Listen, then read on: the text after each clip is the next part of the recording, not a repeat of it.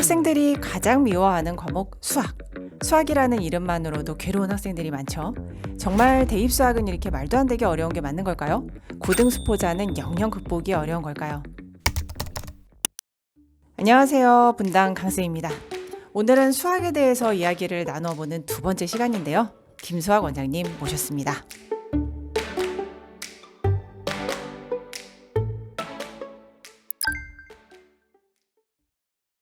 자, 원장님 안녕하세요. 네, 안녕하세요. 오늘은 그 두 번째 시간이니까 바로 좀 질문으로 들어갈게요. 고등학생 70% 정도가 수포자다. 이런 이야기도 있을 만큼 수학을 어려워하는 학생들이 사실 굉장히 많거든요. 수포자가 되는 그 이유는 과연 뭘까요? 수학이 너무 어렵기 때문일까요? 수학이 어렵다기보다는 이제 실패가 학습되기 때문이라고 생각해요. 하다못해 이제 게임 같은 걸 하더라도 이제 자꾸 지게 되면 아무래도 하기 싫어지잖아요. 맞지 않는 방식으로 공부하다가 이제 안 좋은 결과가 계속 반복되게 되면 누구라도 싫어질 것이라고 생각이 됩니다. 그러니까 그렇게 해서 이제 성적이 안 나오게 돼도 바꿀 생각을 이제 안 하는 것 같아요. 오히려 막 더 심하게 막 몰아붙이고 또 양이 부족해서 그렇다는 생각에 더 많은 양을 하게 하고 그렇지 않나요? 네, 이게 공부 방법부터 점검해야 돼요. 근데 그걸 잘 안 하게 되죠. 그냥 노력이 부족했다는 생각을 우선적으로 하는 것 같아요. 이게 그래서 이제 학생을 더욱더 몰아붙이게 되는 것 같고요. 그러다 보면 이제 손을 쓸 수 없는 정도 상황이 심각해지는 경우들도 있습니다. 틀린 방법인데 이게 세뇌된 것처럼 머릿속에 꽉 차가지고 아예 잠식이 돼 버리거든요. 너무 오랜 시간을 이 방법이 맞다고 생각을 해서 이제 생각 전환이 잘 안 되는 것 같습니다.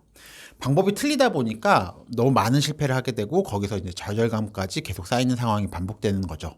결국에는 학생도 나중에는 의지 자체가 없어지는 상황까지 돼버립니다. 그 수포자를 만드는 대표적인 잘못에는 어떤 것들이 있을까요? 딱 두 가지로 말씀드릴 수 있습니다. 이제 맞지 않는 교재 그리고 무리한 선행. 제가 처음 학생들을 만날 때 보통 항상 최근까지 풀었던 문제집이나 교재 그리고 최근에 봤던 시험지 같은 걸 가져오라고 얘기를 하거든요. 아이가 틀렸던 문제랑 풀었던 방식을 보면 학생의 현재 상황을 좀 더 파악할 수 있어서 그렇게 합니다. 시험지로 그냥 단순하게 테스트를 하는 것과는 많은 차이가 있을 것 같은데 실제로 그런가요? 그냥 똑같은 시험지로 테스트를 하면 이제 점수와 그 문제에 대한 풀이 과정만으로 이제 학생들을 판단하게 되거든요.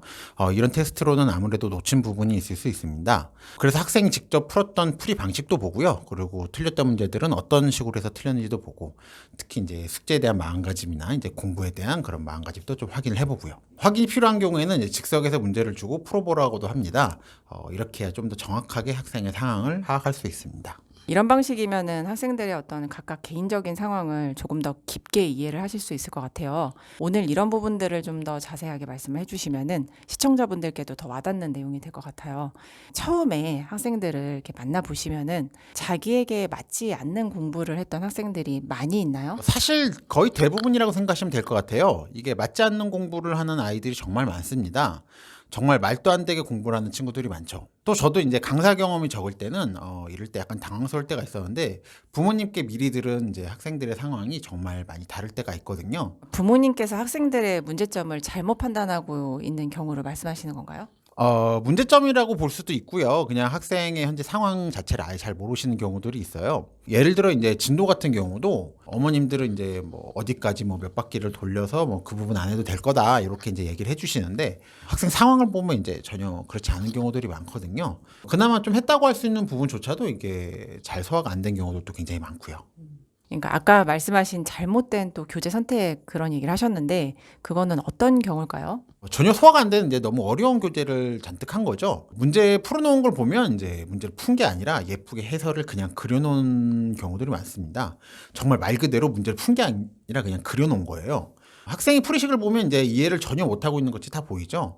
그래도 이제 확인차 몇 문제 정도 풀려보면 이제 당연히 잘 못하고요. 이게 정말 심각할 때가 많은 게 정말 오늘 처음 배웠어도 알아야 될 그런 이제 기본적인 내용인데도 전혀 뭐 들은 적이 없는 것처럼 대답 못하는 경우들도 많이 있습니다. 그러니까 그렇게 소화가 안 되는 교재로 공부를 하면은 저는 사실 학생이 먼저 제일 많이 괴로웠을 것 같거든요. 그런 생각을 많이 해요. 이제 모범 답안은 그대로 베낀 듯한 답인데 그것도 이제 제대로 이해한 것도 아니고요. 중요한 부분은 다 틀려놓고 흉내만 낸 풀인식들을 보면 이 학생은 얼마나 오죽했으면 이렇게까지 했을까 싶은 거죠. 차마 못하겠다는 말은 못하겠고 어떻게든 이제 해보려고 한 건데 도저히 안 되니까 이런 식으로 이제 시간 낭비를 한 겁니다. 차라리 그 시간에 이제 잠이라도 잤으면 컨디션이라도 회복됐을 텐데 그 긴 시간을 대체 뭘 한 것인가 싶어서 좀 많이 안타깝기도 하죠.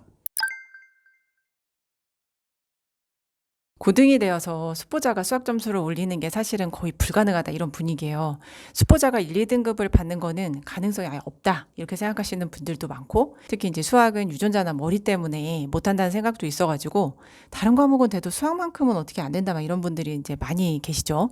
수포자가 초등이나 중등 말고 고등에서 1, 2등급까지 오른 경우도 있나요? 네, 물론 있습니다. 이제 가장 최근의 경우에 올해 2021년도 수능에서 1등급이 나온 학생이 있거든요. 고1 말에는 6등까지 나왔던 학생이었습니다. 이제 저도 아는 여학생 말씀하시는 것 같은데요. 선생님들, 학생들을 보면은 이런 학생들이 생각보다 이제 꽤 있더라고요.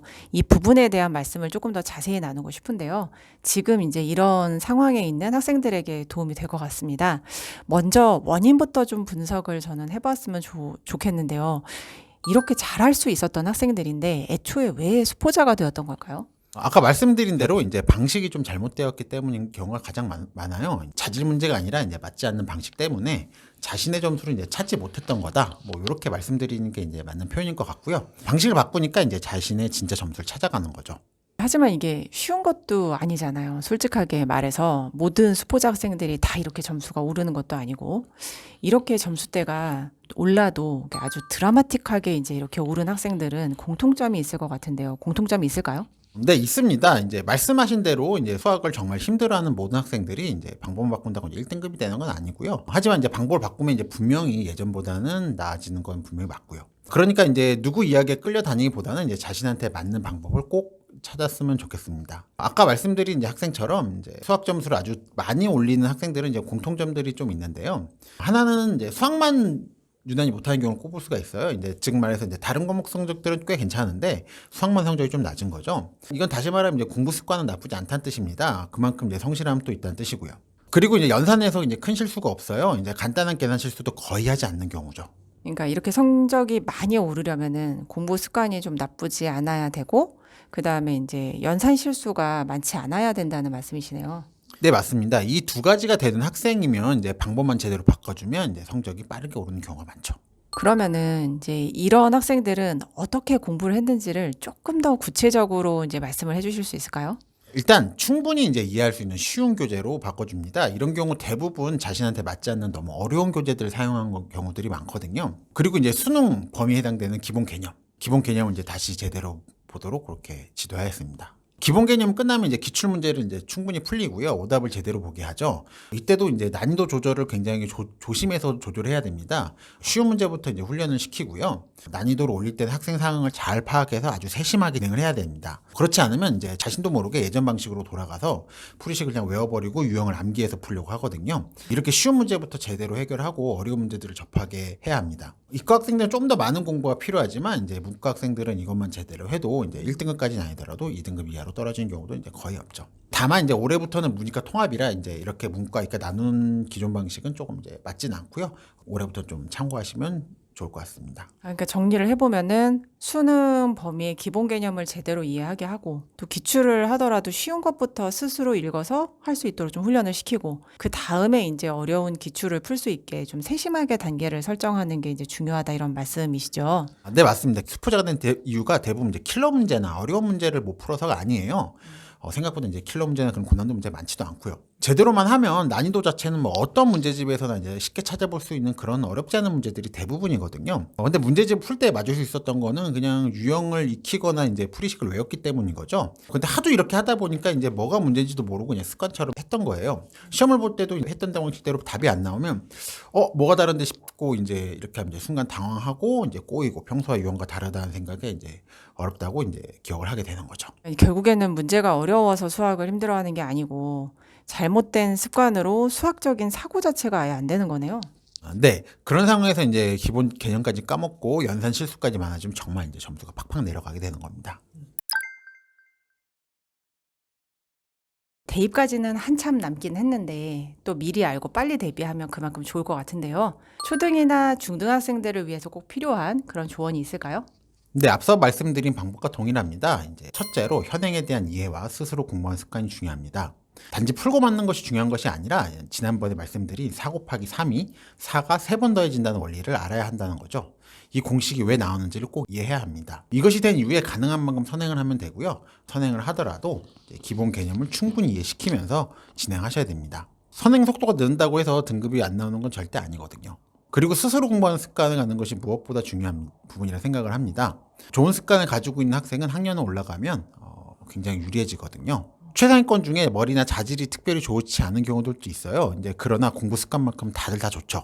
스스로 공부하는 습관이 상위권, 최상위권을 가르는 중요한 부분이라고 생각을 합니다. 그래서 진도보다는 이제 습관이 굉장히 중요한 것이고요. 둘째로 연산을 정확하게 할 수 있도록 충분한 훈련을 하면 좋겠어요. 이게 억지로 속도를 생각해서 빠르게 하는 것이 중요한 것이 아니고요. 적은 양이더라도 정확하게 꾸준히 하면 당연히 속도도 잡히고 정확도까지 잡을 수 있어서 고등 공부에도 많은 도움이 될 겁니다. 그리고 제가 강조한 이제 공부 습관을 잡기에도 좋은 방법이고요. 이 훈련을 억지로 시키기보다는 적은 양이더라도 꾸준히 지속적으로 스스로 할 수 있도록 이제 그렇게 지도한 것이 중요하다고 봅니다. 셋째로 자신에게 맞는 교재를 선택해야 해요. 이게 말씀드렸듯이 사실 수능에서도 정말 어려운 문제는 몇 문제 안 되거든요. 자신에게 맞지 않는 어려운 교재를 하다 보니까 이해하는 과정을 뛰어넘고 자꾸 외우려고만 해서 틀리는 것입니다. 대입에서 바라보면 쉬운 교재라도 잘 쌓아 올라온 학생이 무의미하게 어려운 교재로 선행을 10바퀴 돌린 학생보다도 성적이 더 잘 나오거든요. 네, 원장님 감사합니다. 오늘은 수포자의 원인과 수포자 극복 방법, 또 빨리 할수록 좋은 수학 공부 방법에 대한 이야기를 나눠봤는데요. 원래는 저희가 이제 2편으로 제작을 하려고 했는데 하다 보니까 영상 내용이 조금 많아졌어요. 그래서 다음 영상이 아마 마지막 영상이 될 것 같은데요. 다음 영상에서는 댓글로 좀 궁금해하셨던 내용들을 주로 다루려고 합니다. 수학 머리는 정말 타고난 건지, 또 해설지를 봐도 되는 건지, 학습지는 언제까지 하는 것이 좋은지, 또 연산 실수가 많은 학생들은 어떻게 해야 하는지 이런 질문들이 있으셨는데요. 이런 질문들에 대해서 선생님의 생각을 들어보는 시간을 마련해 보겠습니다. 저희는 더 도움이 되는 영상으로 뵙겠습니다. 감사합니다.